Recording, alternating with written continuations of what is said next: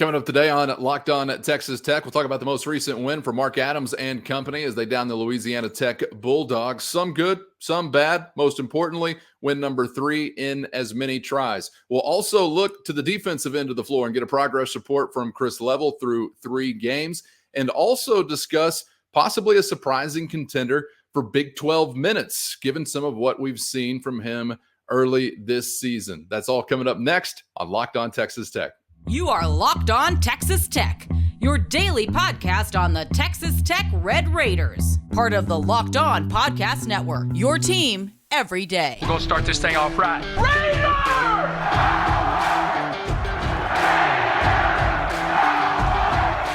Everything runs through Lubbock. Thanks for joining us today on Locked On Texas Tech on the Locked On Podcast Network, where it's your team every day. He's the only Chris Level. I'm Casey Cowan, and today's episode brought to you by Bet Online. Bet Online's got you covered and set all season long with more props, odds, and lines than ever before. So get on over right now to Bet Online, where the game starts. Chris, great to be back with you. I do apologize to our Locked On Texas Tech viewers and listeners. Little under the weather, throwing our schedule off here a bit this week. I think it's just my body outright rejecting a world where Texas Christian is 10-0, but we'll get to that a little bit later on. It's great to see you again, my man, and we'll kick off the conversation here going back to Monday night and United Supermarkets Arena, where Mark Adams and the Red Raiders improved to 3-0, but was not without some adventure, right? I want to credit the Bulldogs, but we'll also spend some time talking about ways maybe that Texas Tech made it a little harder on themselves than it should have been.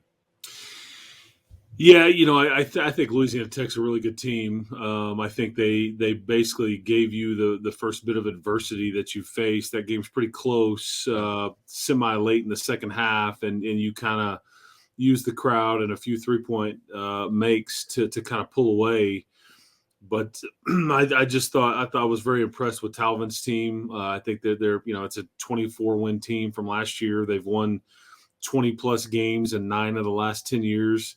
So they were clearly better than the first 2 teams you placed. And having said that, the first team you beat, Northwestern State, they go beat TCU earlier this week. TCU's missing a couple of key guys, so throw that out there. And then Texas Southern beats Arizona State on Sunday after you had beat them as well. And so I just, I don't know if you're maybe better than we think. I just think that my point of bringing that up is look out. All these games are tricky. You just look around the country, and you just better keep your head on a swivel. I mean, Louisville's lost their first 3 games by 1 point, and including to a school called Bellarmine, I think is how you say it. So I won't fact check you on that. Yeah, that's right. So just be careful. I think you just kind of keep trying to stack them up, however you can get them.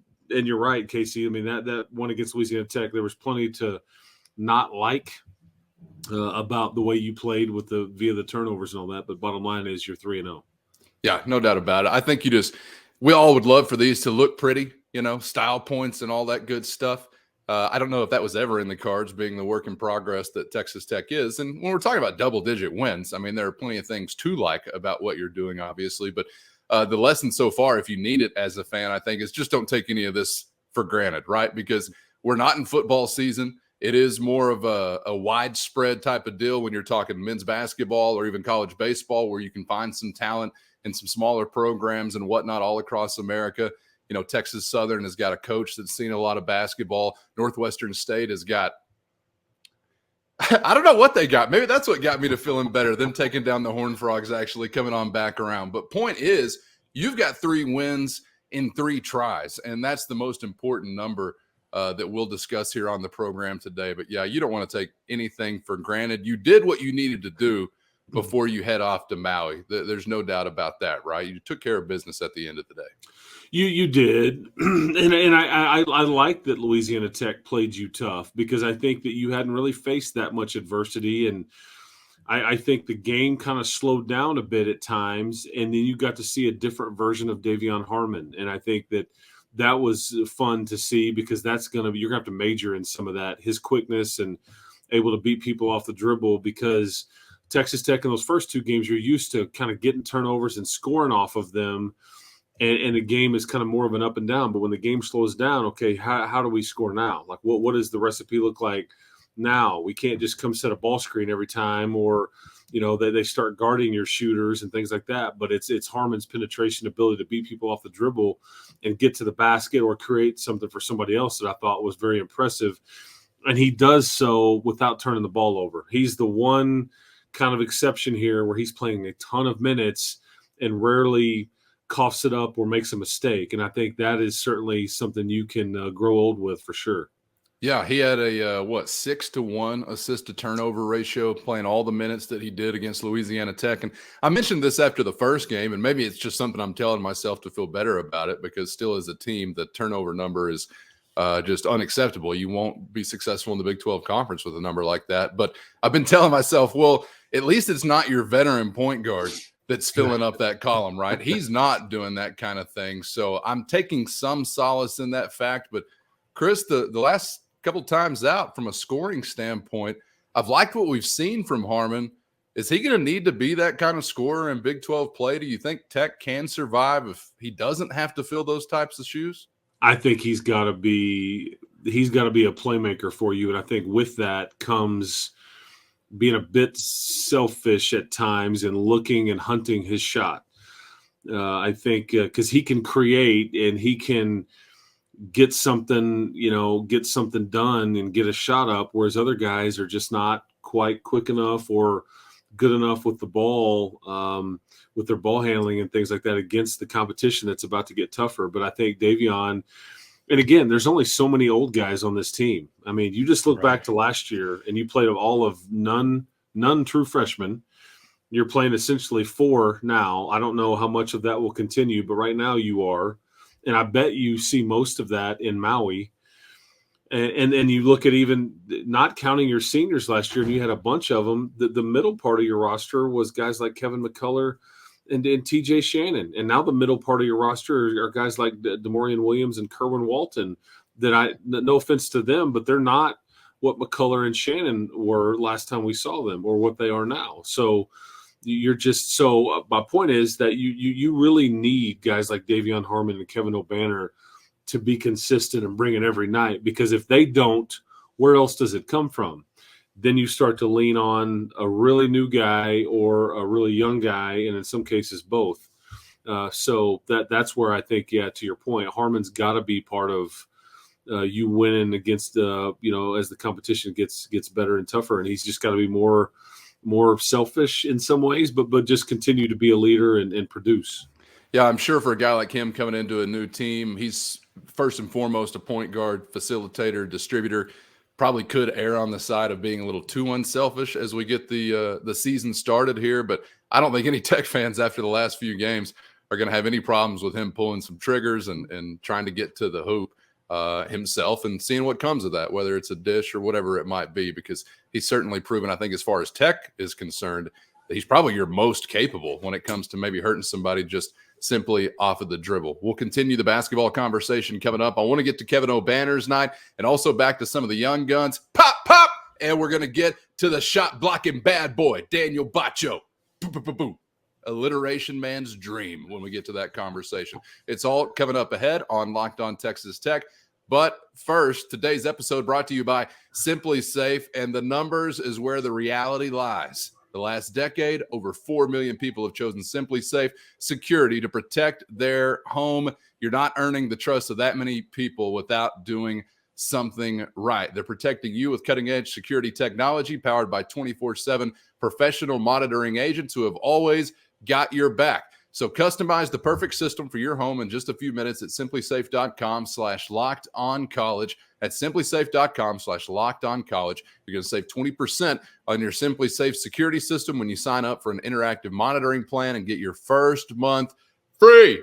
So visit simplysafe.com/lockedoncollege to learn more, because there's no safe like Simply Safe. And also, today's episode brought to you by Jay's Salsa Company. Ready right now at jsalsacompany.com. That's jsalsacompany.com to ship anywhere in the U.S. That Red Raider family recipe, 20 years in the making, prioritizing only fresh ingredients. No need to trig it all up when you got it rocking the way that Jay's Salsa has got it rocking. The hot or the mild, your choice. Or go highball with it. Cocktail, Frankenstein it. Little combo flavor. Heard from some Locked On Texas Tech listeners. Not a bad approach. You're going to find it any way you like it in that red and black jar, either at jsalsacompany.com or on your grocery store shelf in over 90 stores in Texas or New Mexico. Most United Supermarkets, Albertson Supermarkets, Market Streets, or in Lubbock at HEB. So get there now and grab your jar. Up your salsa game. Your family will thank you this holiday season. Or if you're not in the 806 in Texas or New Mexico, head on over right now to jsalsacompany.com. They're shipping anywhere in the U.S. at jsalsacompany.com.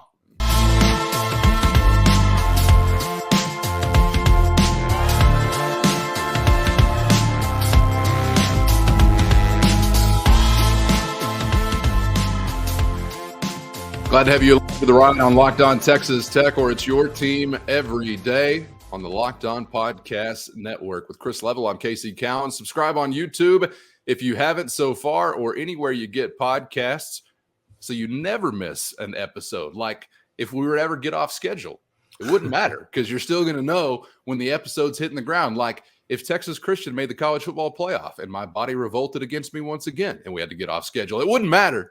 If you were subscribed, you'd know when videos are hitting the scene, my man. I'm sorry to bring that up twice. You're looking a little freaking Texas, man. Unbelievable. They are such a meme. I mean, what a joke. What an absolute comedy 3 hour, not comedy hour. I mean, what an embarrassment. I mean, unbelievable. Bring the game day. Let's sell it out. Let's have the night game, and let's just lay a big old giant egg. We're freaking Texas, right? I mean, that was a freaking embarrassing. Kudos to TCU, man. But, the one time I want Texas to try to do well. That's what you get. Exactly. The joke's on me, man. Joke's on me. I deserve you've already it. Seen them, Chris. The screen grabs, you making some weird hand gesture on the show last week. I'm fearful of what this could do for your reputation moving forward. So I don't know if maybe you want to give another hand gesture to the Longhorns right now. Get a screen grab. Okay, there we go. That's good enough. This and better yet, like, is this the deal? Yeah, we'll do that too. Yeah. I'm sorry that I brought all that up and got you to the point of having to say kudos Texas Christian. I kind of sickens myself. 64-55 as we were recapping Texas Tech and Louisiana Tech. Before we get to looking ahead to Melikaliki Maka is a wise. We're still talking about win number 3. Kevin O'Banner, Chris, 15 points, 8 rebounds on the day, continues to be a guy that I think is showing himself as the foundational piece for this team. And I don't know how you've processed the first 3 games for him, but I also kind of get some type of feel of he's not taking over. He's not forcing things. He also is maybe trying to work in, some team chemistry, allowing other guys, the chance to make some plays. It's not March O'Banner just yet, but I've liked a lot of what we've seen from him so far. Yeah, I think I think you make a great point. And the scariest thing is, I don't know if that's his game, is being able to, like, quote unquote, take over. You can't just throw it to him and say, hey, bail us out. Give me a bucket. That's not really his game. However, he has been consistent. We were just talking about that. I think this is needed. He's got to do this on the glass. He's got to be able to score for you around the basket and from deep. I think he can bring a sense of calm to you. Now, doesn't give me a sense of calm when he's throwing it to the other team at the end of the game. 2 turnovers right there. And it's like, then we call see the timeout, and it's like you look out and know KO's wasn't out there because they put 5 guards in there. But again, you said on the broadcast, Chris, you're like, I don't know what Kevin was looking at there.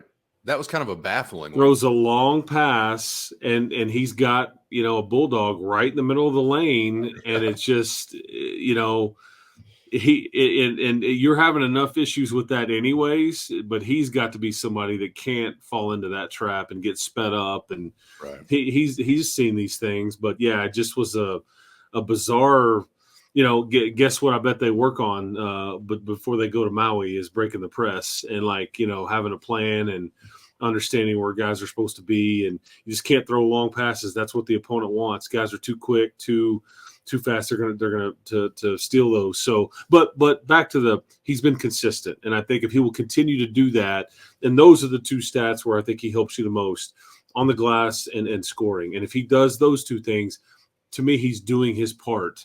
Because I don't think you can ask him to be somebody that's just not who he is. Somebody that takes over and just can score you 30. I just don't know if that's who Kevin is. It's not a knock. It's just I think that you're asking him to be something he's not. You want to put him in a position where he's successful, and he can certainly do those things. Because you mentioned the March aspect. I mean, he majors in that the double king as far as the NCAA tournament goes.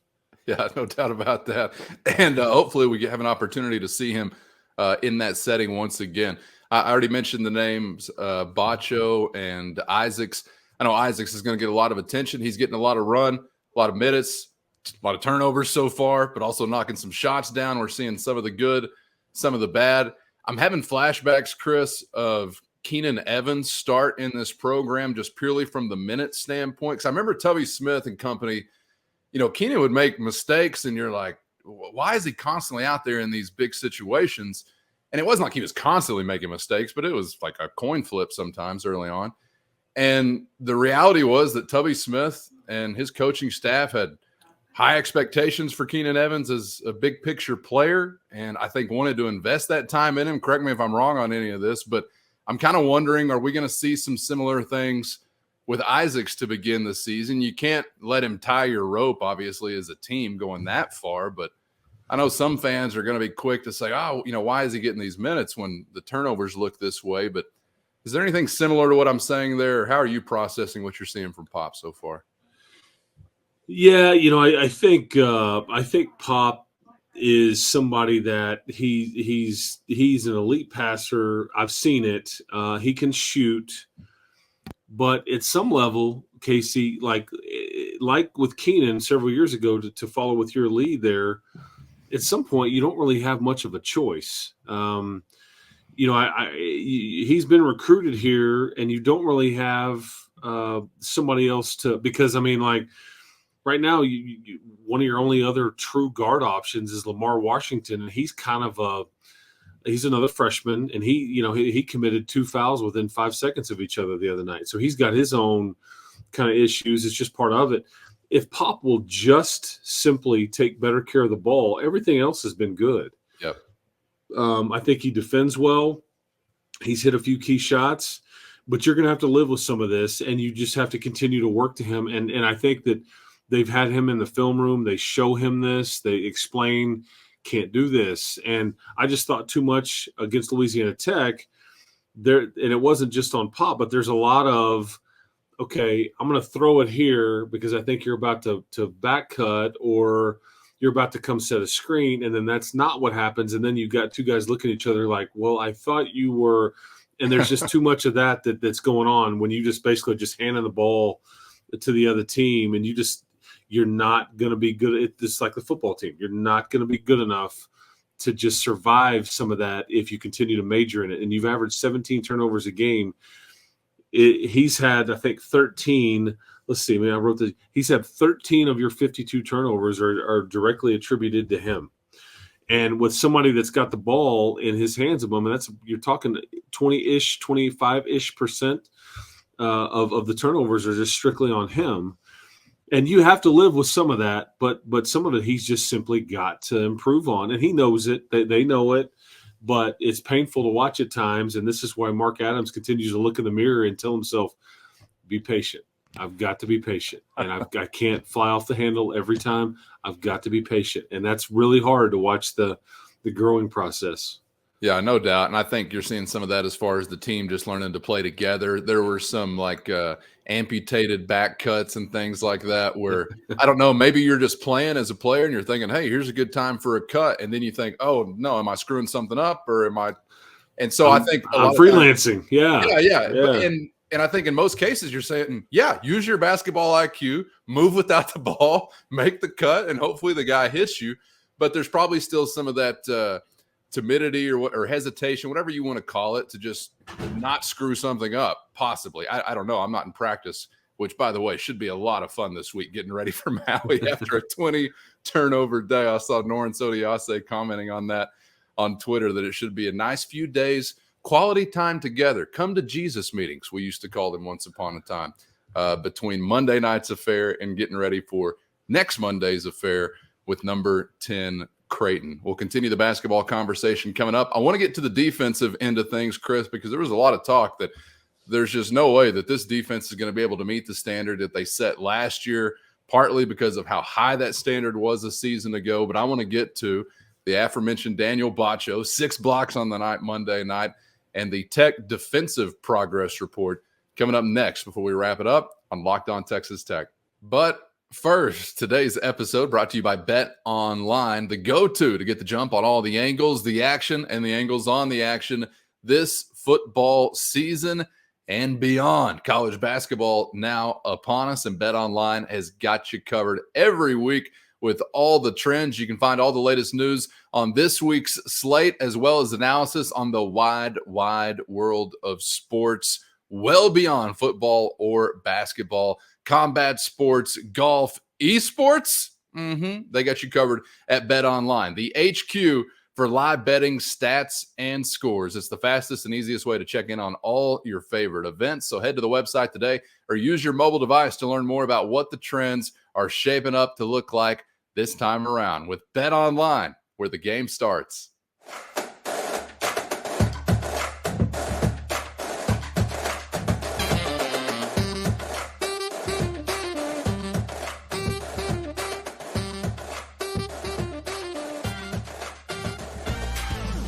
You got it. It's Locked On Texas Tech on the Locked On Podcast Network, where it's your team every day with Chris Level. I'm Casey Cowan. 3 games in the books for Mark Adams and the Red Raiders. 3 wins before they head off to Hawaii. Chris, could you give me a defensive progress report through 3 games, even with maybe lesser expectations than you had last year? Have they met that? Are they under that? Where are you seeing them so far? I actually think that's been better than I would have thought, to be honest with you. I think you hold Louisiana Tech to 37% from the field in that game. I think it's a really good shooting team. I thought you're taking enough charges, and the new guys are doing some of these things, which tells you that it's taking like what they're teaching and the scheme and all those things. It hasn't been perfect. But I'll tell you, when you mentioned that about Baccio and his block shots, because we knew that Baccio would provide you with some more offense and some rebounding and just be a presence. But I'm interested to see if this kind of can continue, because rim protection wasn't necessarily something I thought that you would just get a ton of from him. Not that he can't, but that's been worlds better than I would have thought. I don't want to compare him to Tariq Owens or anything like that yet, because that was like something special. And but 6 blocks in a game that's big time stuff. Yeah. And you had 11 in the game. And I thought that was one of the huge differences in the game in general, is your ability to kind of protect the rim and just your length and causing problems for shooters. So because as I'm looking up, Davion Harmon and KJ Allen each had a couple of blocks as well. But if he can continue that, because where it was really noticeable is when he wasn't in the game. Yep. That's when it tells me that he really is doing a good job, because when he was, because they have to manage his minutes, and he's got to, if he gets a couple of fouls, you've got to just, but when he came out, Louisiana Tech tried to attack the basket. They tried to get inside, and you didn't really have anybody that could, sway that or kind of alter shots or block them or anything like that. It was just kind of it was wide open in there. But when he was in there, it was a big difference. And I think that's a compliment to him, and it's a compliment to Talvin for recognizing that and kind of changing what they were trying to do from a Louisiana Tech standpoint too. But that's been a couple of things. I think they take a lot of charges, and the rim protection have been better than I would have thought.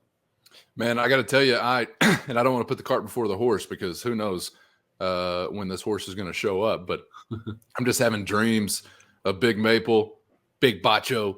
I mean, I'm watching Duke last night, and they've got twin freaking 30-foot redwoods down there. And I'm just like, there's nothing to substitute for sheer mass.